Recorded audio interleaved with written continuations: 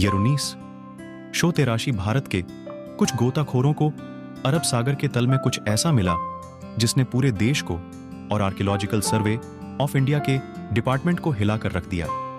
ये थी समुद्र के अंदर डूबी हुई एक वेल प्लान्ड इनिशिएट सिटी, जिसमें मंदिर थे, शहर था, सड़कें थीं, मूर्तियां थीं। और जब इन सैंपल्स की कार्बन डेटिंग की गई तब पता चला कि ये सारे सैंपल्स महाभारत काल के हैं। ये वही सिटी थी जिसको भगवान श्री कृष्ण ने बनाया था, जिसका नाम था द्वारका। तो आज के इस वीडियो में हम जानने वाले हैं भगवान श्री कृष्ण की नगरी द्वारका का असली सच, या ये सिटी वाकई में कभी एग्जिस्ट करती थी या केवल ये एक कहानी है आखिर भगवान के द्वारा बनाई गई। यह नगरी समुद्र में क्यों डूब गई और कैसे कुछ इतिहासकारों ने बताकर हमारा ब्रेन वॉश किया। इस वीडियो को पूरा देखना, आपको बहुत मजा आएगा, बहुत सारी नॉलेज भी मिलेगी। तो आइए वीडियो शुरू करते हैं। कई दशकों तक भारत की श्री कृष्ण की नगरी को झूठा बताकर कुछ इतिहासकारों ने इसको बहुत ज्यादा निग्लेक्ट किया। हालांकि भगवान श्री कृष्ण की नगरी की खोज आज की नहीं है। भारत का लॉजिकल सर्वे इसकी खोज में 1930 से लगा हुआ था और फाइनली 1963 में लॉजिस्ट को इस नगरी के अवशेष मिले। इन अवशेषों की कार्बन डेटिंग से पता चला कि ये काफी ज्यादा पुराने हैं। ये अवशेष किसी एंशिएंट सिटी के हो सकते हैं। उसके बाद ये खोज जारी रही। 1983 और 1990 के दौरान भारत देश का पहला अंडर वाटर साइकोलॉजिकल ऐसे मिशन परफॉर्म किया गया। मतलब इससे पहले इंडिया में कभी भी पानी के अंदर या समुद्र के अंदर किसी भी तरीके का आर्कोलॉजिकल सर्वे परफॉर्म हुआ ही नहीं था। इस पूरे मिशन को लीड कर रहे थे डॉक्टर आर राव और उनकी टीम, और उनको अपनी इस कड़ी मेहनत का फल भी मिला।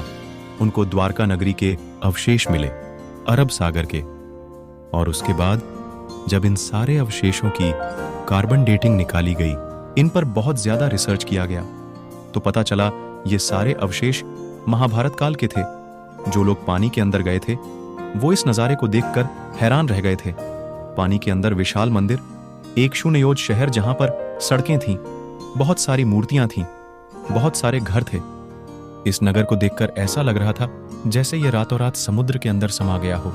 प्राचीन ग्रंथों और पुराणों में द्वारका का जो जिक्र किया गया था से मैच करने पर यह निष्कर्ष निकला कि समुद्र के अंदर ये जो सिटी मिली है ये कोई और सिटी नहीं बल्कि एक्चुअली भगवान श्री कृष्ण द्वारा बनाया गया द्वारका शहर ही है। उसके बाद 2007 में फिर से इसके मिशन स्टार्ट हुआ और ज्यादा रिसर्च हुई और ज्यादा अवशेष मिले हैं। देखो, सुनने में तो ये बड़ा आसान लगता है कि पानी के अंदर गए, रिसर्च कर ली, इसके मिशन कर लिया। लेकिन उस समय मतलब 1930 के समय जब भारत को आजादी भी नहीं मिली थी और 1983 के समय जब भारत की आर्थिक स्थिति इतनी मजबूत नहीं थी, उस समय आर्कोलॉजिकल सर्वे ऑफ इंडिया को इतना ज्यादा फंड नहीं मिलता था। गवर्नमेंट से उस समय की गवर्नमेंट का ध्यान पूरी तरह से देश को डेवलप करने में था। लेकिन फिर भी सारी मुश्किलों का सामना करते हुए, फाइनेंशियल क्राइसिस को भी साइड में रखते हुए, डॉक्टर SR राव की टीम के मजबूत इरादों ने द्वारका नगरी की खोज की और उन झूठे इतिहासकारों का मुंह बंद कर दिया जो महाभारत, रामायण और भगवान श्री कृष्ण को और उनके द्वारा बनाई गई नगरी को केवल एक कहानी बताते थे। ये झूठे इतिहासकार कभी चाहते ही नहीं थे कि भारत की जनता को उनके समृद्ध इतिहास के बारे में कभी पता भी चले। ये झूठे इतिहासकार हमेशा यही चाहते थे कि भारत का हर व्यक्ति यही सोचता रहे कि हम तो एक बहुत ही गरीब देश थे, हमारा कोई महान इतिहास नहीं था, हमारे कोई भगवान नहीं थे। लेकिन द्वारका नगरी की खोज और ऐसी कई खोजों ने इन सभी बातों को झूठा साबित कर दिया। लेकिन अब आपके दिमाग में सवाल आ रहा होगा कि आखिर भगवान श्री कृष्ण की नगरी डूब क्यों गई थी।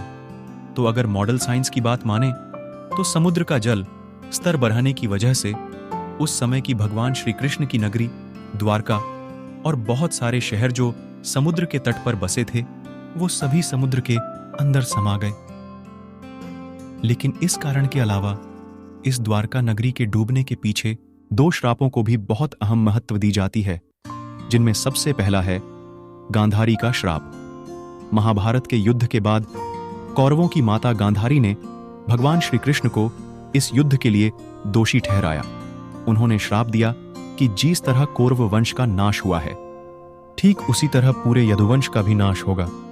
गांधारी ने श्राप दिया कि श्री कृष्ण के कुल का भी नाश होगा और उनके द्वारा बनाया गया ये शहर भी पानी में डूब जाएगा।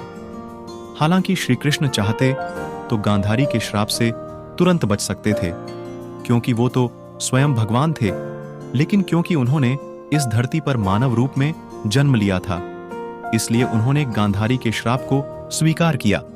और ऐसा माना जाता है कि इसी श्राप की वजह से भगवान श्री कृष्ण की मृत्यु हुई और उनका ये शहर जलमग्न हो गया। लेकिन भगवान श्री कृष्ण के पुत्र, उनके खानदान और उनके यदुवंश के लोग कैसे मर गए? आखिर इस यदुवंश का नाश कैसे हुआ? इसके पीछे है एक और श्राप। ये था ऋषि दुर्वासा का श्राप। जब भगवान श्री कृष्ण अपने पुत्रों के साथ शहर में रह रहे थे, उस समय यदुवंश के लोगों में अहंकार काफी ज्यादा बढ़ गया था। और एक दिन कुछ ऐसी घटना हुई जब यदुवंश के कुछ लड़कों ने ऋषि दुर्वासा का अपमान किया, और इसी अपमान से क्रोधित होकर ऋषि दुर्वासा ने पूरे यदुवंश के नष्ट हो जाने का श्राप दे दिया। श्राप के चलते यदुवंश के सभी लोग मदिरा पान करने लगे, आपस में लड़ने लगे, अहंकारी हो गए और धीरे धीरे इस पूरे कुल का नाश हो गया। ऐसा भी कहा जाता है कि ये जो द्वारका नगरी थी, इसे धरती पर नहीं बनाया गया था, मतलब इस नगरी को बनाने के लिए जो जमीन थी वो भगवान श्री कृष्ण ने समुद्र देवता से कुछ समय के लिए मांगी थी। तो जब भगवान श्री कृष्ण ने अपनी देह त्याग दी और वो इस दुनिया को छोड़कर चले गए, तब समुद्र देवता ने अपनी दी हुई जमीन वापस ले ली, और इसी वजह से भगवान श्री कृष्ण के बाद ये उनकी नगरी भी डूब गई। खैर, ये तो थी प्राचीन काल की बातें। अब वापस आते हैं अपने समय में। आज के समय में ऐसे कई प्रमाण मिले हैं जिनसे ये सिद्ध होता है कि महाभारत, रामायण, भगवान राम, श्री कृष्ण और हनुमान जी, ये सब मात्र कहानियां नहीं थीं, ये माइथोलॉजी नहीं थी। ये सब हम भारतीय लोगों का महान इतिहास रहा है। ये सब लोग हमारे पूर्वज थे। आज के समय में ये जो बड़े बड़े प्राचीन मंदिर खड़े हुए हैं, जिनके कंस्ट्रक्शन में ऐसी टेक्नोलॉजी यूज हुई है जो आज के समय के इंजीनियर भी नहीं बना सकते हैं, वो इस बात का गवाह है कि भारत देश में द्वारका जैसी बहुत सारी महान सिटीज थीं, बहुत सारे बेहतरीन आर्किटेक्चरल स्ट्रक्चर थे। भारतीय लोग गणित के मामले में, आंतरिक विज्ञान के बारे में, आयुर्वेदिक उपचार के बारे में और आर्किटेक्चरल साइंस के मामले में सारी दुनिया में सबसे आगे थे। खैर, अभी तो कुछ ही खोजें हुई हैं, अभी और भी बहुत सारी खोजें होना बाकी है।